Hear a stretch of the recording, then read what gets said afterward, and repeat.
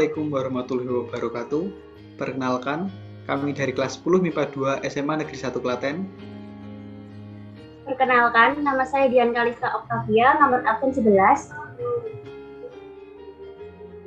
Perkenalkan, nama saya Dita Amelia Risti, saya nomor absen 12.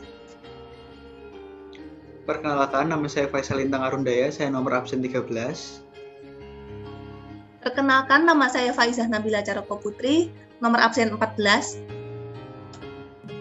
Perkenalkan, nama saya Handika Wahyu Jatmiko, nomor absen 15. Kami akan mempersembahkan video hubungan kependudukan dengan higiene dan sanitasi. Selamat menyaksikan.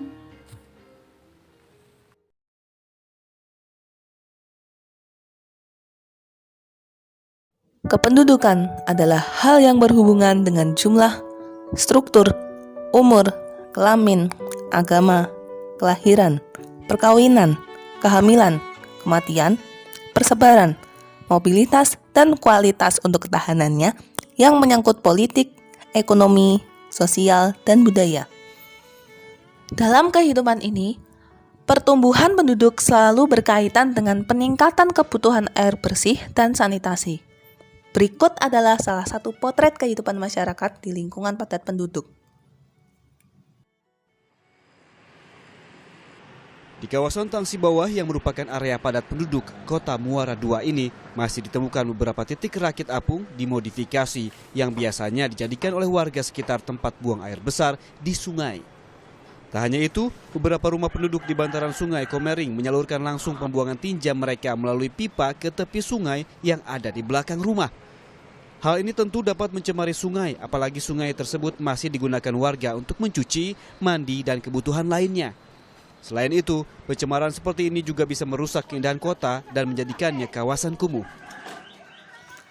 Dari berita Kompas TV tadi, dapat kita simpulkan bahwa ketiadaan sanitasi dan air bersih merupakan awal dari munculnya persoalan kesehatan dalam masyarakat kita, seperti stunting, kelahiran dan kematian bayi beserta ibu, dan penyakit lainnya.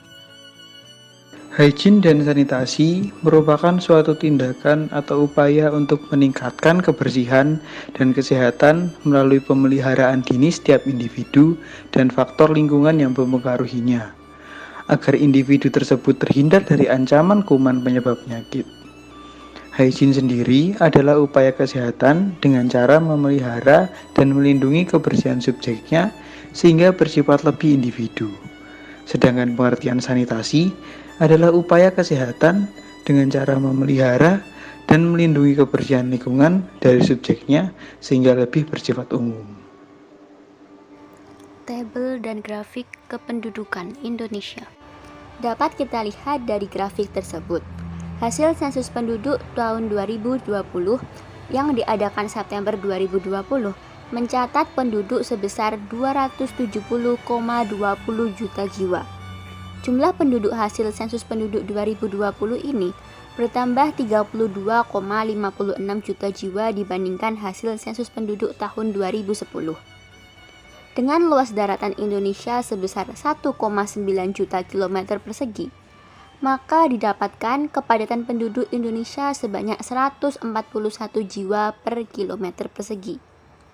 Sehingga laju pertumbuhan penduduk per tahun selama 2010 hingga 2020 memiliki rata-rata sebesar 1,25%, melambat dibandingkan periode 2000 hingga 2010 yang sebesar 1,49%. Terdapat berbagai masalah sanitasi yang terdapat pada saat ini. Beberapa di antaranya adalah sebagai berikut. Yang pertama adalah belum optimalnya kepedulian pemerintah dan wakil rakyat terhadap pembangunan fasilitas sanitasi dasar. Padahal, bahaya kerusakan lingkungan dan menurunnya kualitas air baku karena kurangnya perhatian pada masalah sanitasi dapat menyebabkan upaya perbaikan yang 10 kali lebih mahal daripada biaya pencegahannya. Yang kedua, pemerintah daerah yang menjadi garda terdepan pengelolaan air limbah atau sanitasi masih belum dilengkapi dengan kebijakan dan pengaturan soal organisasi dan tata kerja institusi dan juga akses dan kualitas pengelolaan yang rendah. Yang ketiga, hal ini diikuti dengan kesadaran masyarakat yang rendah akan pentingnya sanitasi. Dilansir dari CNN Indonesia, kesadaran masyarakat Indonesia akan kebersihan masih rendah. Dan dari riset Kementerian Kesehatan, diketahui hanya 20% dari total masyarakat Indonesia yang peduli terhadap kebersihan dan kesehatan. Yang keempat, salah satu masalah sanitasi yang menjadi permasalahan pada warga kota adalah saluran air limbah yang penuh dengan polusi dan sampah, sehingga menyumbat selokan dan menyebabkan banjir musiman yang parah. Seperti yang terjadi di Bekasi, yaitu ada saluran air yang penuh sampah dan sangat bau.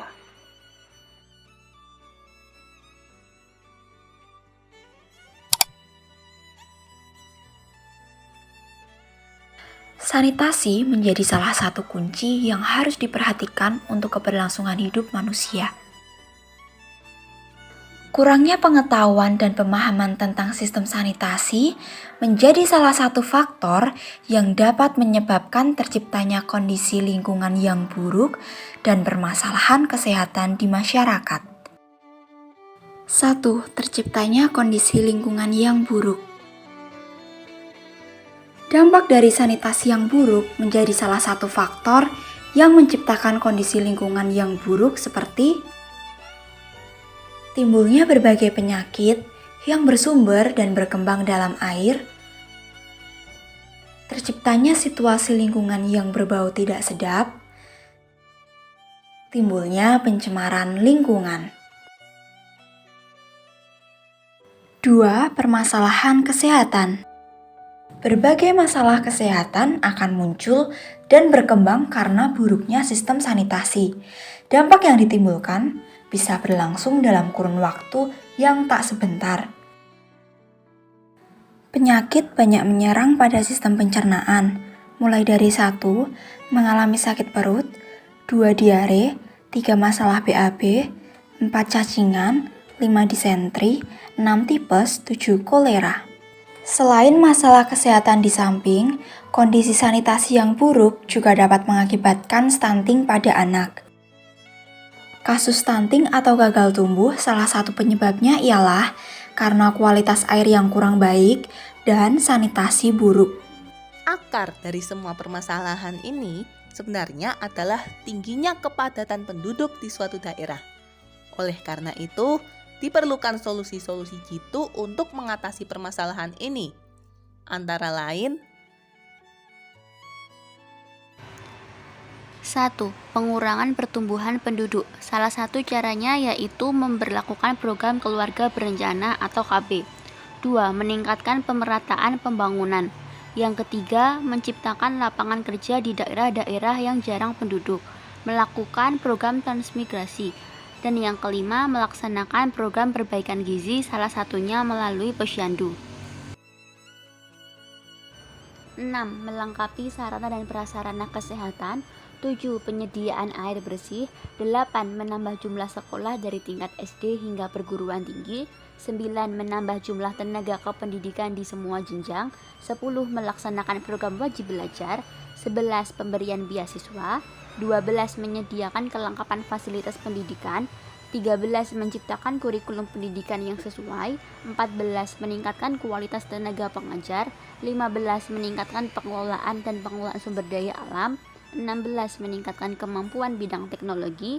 Dan yang terakhir yaitu mengoptimalkan peranan BUMN dalam kegiatan perekonomian. Untuk penanganan yang berhubungan dengan sanitasi dan higien, salah satunya yaitu perlu dilaksanakan pengendalian pencemaran lingkungan. Tujuan program ini adalah peningkatan pengendalian pencemaran lingkungan baik secara langsung maupun tidak langsung, terutama pencemaran air. Kegiatannya meliputi monitoring dan pengendalian kualitas udara, perairan, pembuangan limbah cair, padat dan bahan beracun. Yang kedua yaitu meningkatkan penanganan kasus-kasus pencemaran.